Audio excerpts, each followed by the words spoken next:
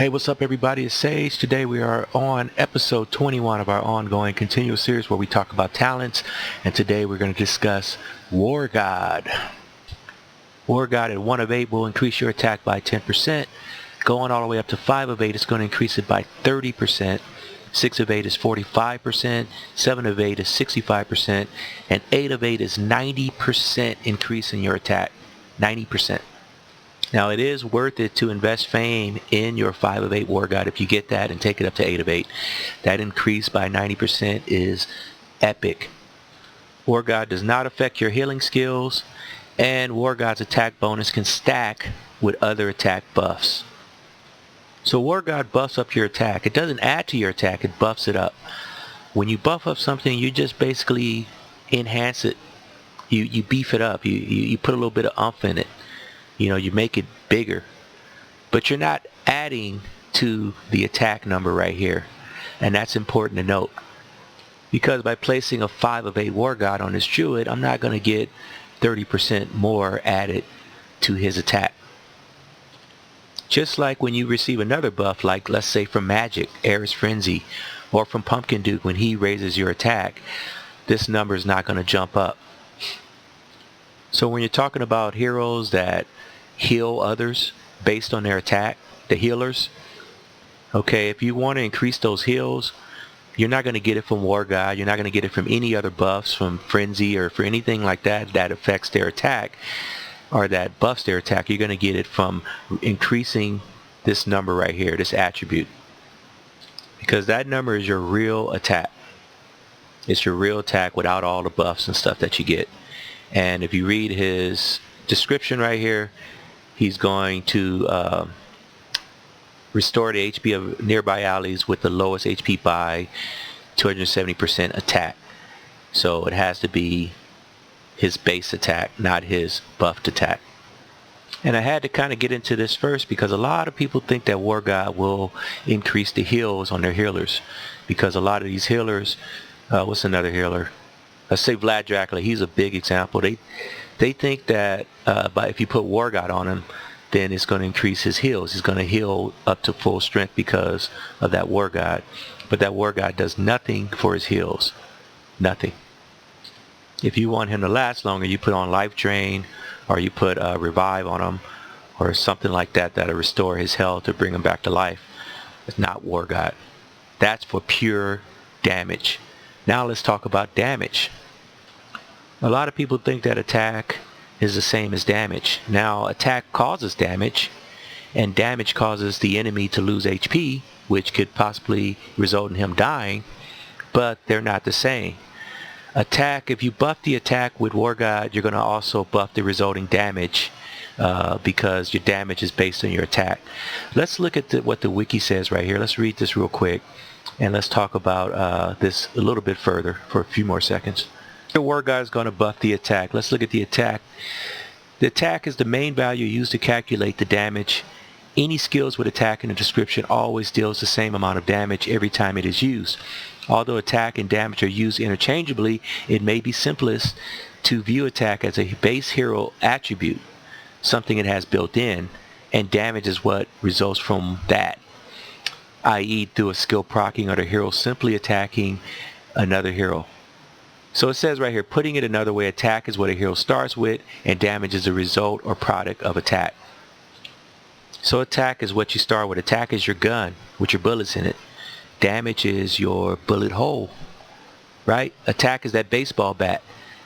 Damage is that hole in the wall that was caused from swinging that baseball bat, right? Attack is that bomb. Damage is that explosion. Wargod is going to buff the attack part of the equation. It's going to buff the beginning, not the end. It's not going to buff the explosion. It's going to buff the bomb. It's going to make that bomb bigger. Of course, when you get that resulting damage, that's based on your attack. If you buff the attack, you're also buffing the damage, but it's not the same. Imagine if Wargod buffed only the damage. If that explosion was buffed. If that was the case, you could just put Wargod on every single hero instead of these other talents, because that's the only talent you would need, because every time they proc, you get that damage buffed. I mean, you would basically wipe out the whole board. Let's look at two heroes, and I'll kind of summarize what I'm talking about between attack and damage and how Wargod affects it. First, let's look at Santa Boom. Now, his Wargod is increasing his attack by 45%. It's going to buff it up by 45%. And when you look at his attribute, it says that he's dealing 510% attack when he procs, right? So it's going to buff that up by 45%. Because his attack and the buffs of his attack causes the damage, because the attack causes damage, it's the beginning of it, you're going to also get a lot more damage because you put Wargod on Santa Boom, because it's going to factor in when they calculate that damage, when that explosion goes off. Now let's look at Vlad, another hero. I have Wargod on him, 7 of 8, and it increases his attack by 65%. But his description of his proc reads a little bit different. His description said it causes 160% damage. It doesn't say it causes attack like Santa Boom, it causes damage. Now remember, Wargod doesn't buff the damage, it buffs the attack. So it's not buffing this proc. It's actually buffing this number right here, this attribute, his attack. So this damage number is much lower, and if you look at all the heroes that have damage in their description, it's going to be a lot lower than the heroes that have attack in their description, because you don't need as much damage increase as you need an attack increase, because damage, remember, that's the explosion, that's the end result, and that's what you're amplifying with Vlad Dracula. And that's why Vlad might have the attack of a 22 caliber bullet, but when he fires and he hits you, that resulting damage hits you like a ton of bricks. It hits you like a shotgun slug.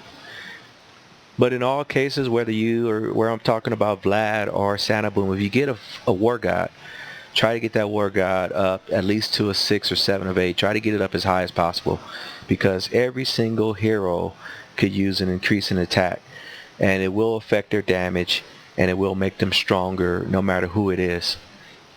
Now Wargod stacks, so if I take my Ares Frenzy, which increases the attack by 60%, and I take my Revitalized Pumpkin Duke, that increases the attack by 55%, and I take my Druid that has Revitalized Crest, who's going to increase the attack by 31%, and my Cupid that has Revitalized, who increases the damage by 65%, and I stack all of that on top of my Minotaur Chieftain, who has 5/5 Revitalized but has Wargod Crest, which increases his attack by 30%. So now that you got all those buffs going, they're all stacking on top of each other, all you got to do now is just find a raid. So here we go. I have a raid right here, and I'll just drop my hero on his Town Hall. Magic. Drop the heroes, they hit it, and that's it, it's over. Now that insane damage that Minotaur did was due to the stacking of that attack. And if you take that Ares Frenzy, which adds 60%, and then you multiply that by the Pumpkin Duke, which is adding 55% more attack, you multiply that by the Cupid, which is adding another 65% damage, and then you take that Wargod that had was multiplying it by another 30%. Now you see that Minotaur was hitting 5.3 times harder than he normally would hit. And if you want to convert this to a whole number, you got to move this decimal to the right 2 times, and that'll tell you that he was hitting 531% harder. 531% harder. Wargod cannot be debuffed by Ares. You cannot take away Wargod. You can't silence Wargod. It will stack on top of your regular attack. It will stack on top of your buff attack. It will also stack on top of every other buff and every increase of attack that you have coming into your hero from all sources. It's going to be applied after the attacks are calculated and the damage is actually applied to the hero that you're attacking. That's when you're going to see that Wargod come in.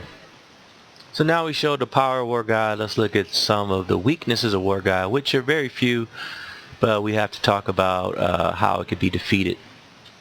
First of all, you gotta look at damage capped heroes. You gotta look at this guy, Skull Knight. You know, you can hit him as hard as you want, but he's only going to take a small amount of damage when he's proccing. Dread Drake, Ghoulam. There's some other heroes in here that have this damage reduction, or if they have a stone skin, that's 8 of 8, something like that. Your Wargod's not going to be hitting them as hard because they're going to be blocking a lot of that damage. All those demons, centaurs, whatever, you know, the Wretch Gorge demon, the lava guy, the Lost Realm. There's like demons in every game mode. They all have damage caps, and that Wargod is not going to go above that damage cap either. So keep in mind that, you know, Wargod is good, but it's not going to help too much when hitting that demon, because that demon can only take a small amount of damage. He's not going to receive the full brunt of that Wargod. Wargod could be debuffed. You got some heroes that have high dodge ratings. This guy right here has a very high dodge rating. So because of that, look at this dodge. You know, a lot of times you try to attack him and you're going to miss. You're going to see miss above his head because he's dodging your attack. And Wargod is not going to be effective if the guy that you're trying to attack is dodging it. It's just like if you fire a bullet at somebody and you miss them, that bullet wasn't as effective. There are also some heroes in the game that will reduce the attack, speed. Harpy Queen, but especially like Multanica. So Multanica, this guy is reducing your attack and your attack speed by 90%. So that means that basically you could have Wargod on your hero, if Multanica procs on you, he's going to reduce all that by 90%. So he's making that shotgun slug back into a little BB. You know, it's just, even a Skull Knight who has that high attack, if he gets debuffed by Multanica, he's not attacking hard anymore. He's attacking like a little baby. So you got to keep in mind that some of these heroes will reduce that Wargod, will reduce the attack on your Wargod hero down to nothing. Especially Multanica and Harpy.